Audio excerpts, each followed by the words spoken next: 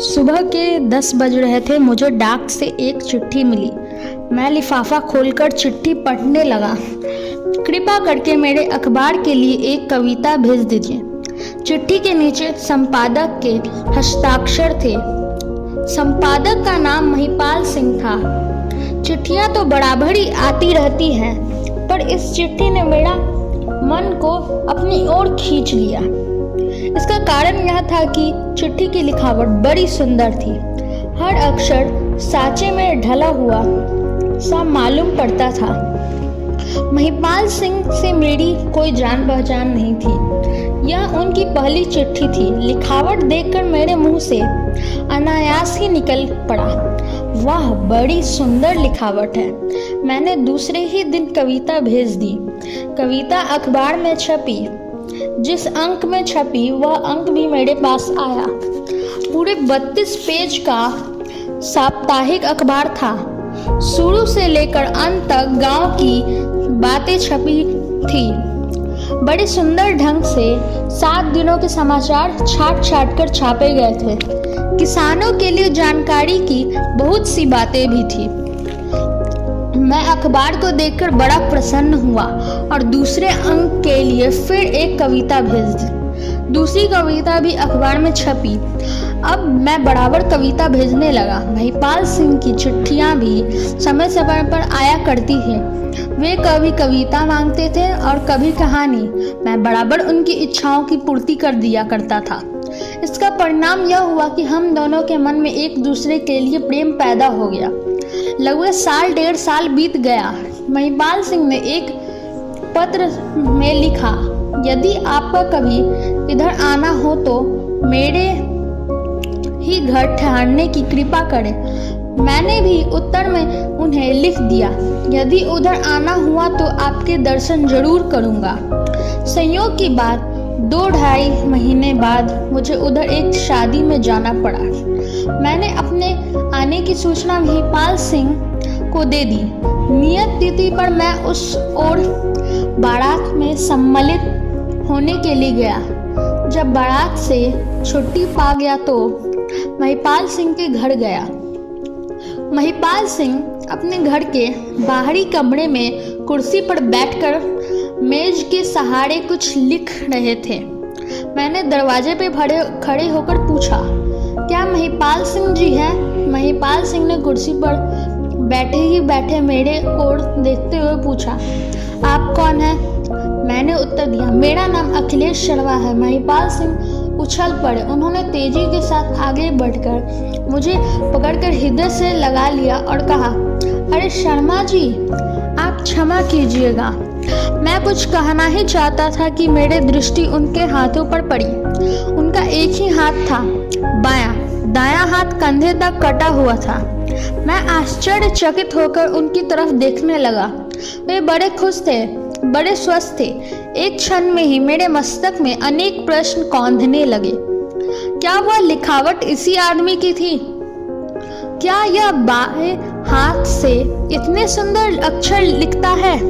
मैं महिपाल सिंह की ओर टकटकी लगाए देखता रहा। तब महिपाल सिंह ने पूछा, क्या देख रहे हैं? क्या यह कि आपको चिट्ठियां भेजने वाले महिपाल एक हाथ का आदमी है?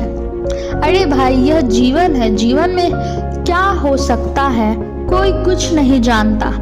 आप तो मेरे मन की बात भाप गए। मैं सचमुच यही सोच रहा था कि एक आदमी क्या बाएं हाथ से भी इतना सुंदर अक्षर लिख सकता है? महिपाल सिंह ने जवाब दिया, शर्मा जी, दाएं बाएं में कुछ फर्क नहीं होता। जो गुण दाएं हाथ में होता है वही बाएं हाथ में भी होता है। यह तो व्यक्ति पर निर्भर करता है कि वह किस से काम करता है। हाथ मुंह धोने के बाद जब मैं महिपाल सिंह के साथ चाय पीने लगा तो मैंने उनसे पूछा, ठाकुर साहब, आप बाएं हाथ से कब से लिख रहे हैं?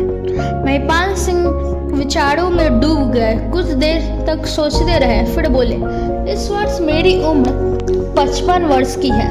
मैं 40 वर्ष की उम्र तक फौज में था। निशाना मारने के से बड़ा तेज था। बाएं और दाएं दोनों हाथों से सटीक निशाना। संयोग की बात थी कि मुझे एक मार्च पर जाना पड़ा। एक दिन जब शत्रु को अपनी गोलियों का निशाना बना रहा था तो पास ही एक बम फटा और मेरी दाहिनी हाथ कंधे तक उड़ गई। मैं गिर पड़ा। मुझे अस्पताल ले जाया गया। महीनों अस्पताल में पड़े रहा। जब अच्छा हुआ तो सरकार ने मुझे पेंशन देकर सेवा से मुक्त कर दिया। सरकार ने मुझे से पूछा, सेवा से मुक्त होने पर मैं कौन सा काम करूँगा? मैंने उत्तर दिया, मैं पहले कुछ पढ़ूंगा लिखूंगा और फिर उसके बाद एक अखबार निकालूंगा। सरकार ने मेरे पढ़ने लिखने और अखबार निकालने का पूरा इंतजाम कर दिया। मैं घर आकर बाएं हाथ से लिखने का अभ्यास करने लगा। 4-5 साल तक मैं अभ्यास में ही लगा रहा। मैंने बहुत सी कविताएं लिखी, कहानियां लिखी और लेख लिखे। वे सभी चीज़ मेरे पास मौजूद है। मेरी लिखावट उसी अभ्यास का परिणाम है। जब मैं लिखने में दक्ष हो गया तो अखबार निकालने लगा। अब आप देख ही रहे हैं कि पूरे 32 पेज का अखबार हर सप्ताह निकालता हूँ। महिपाल सिंह अपनी बात खत्म करने के बाद उठे। उन्होंने 4-5 साल तक अभ्यास के रूप में लिखी हुई अपनी रचनाएं अलमारी से निकालकर मेरे सामने रख दी।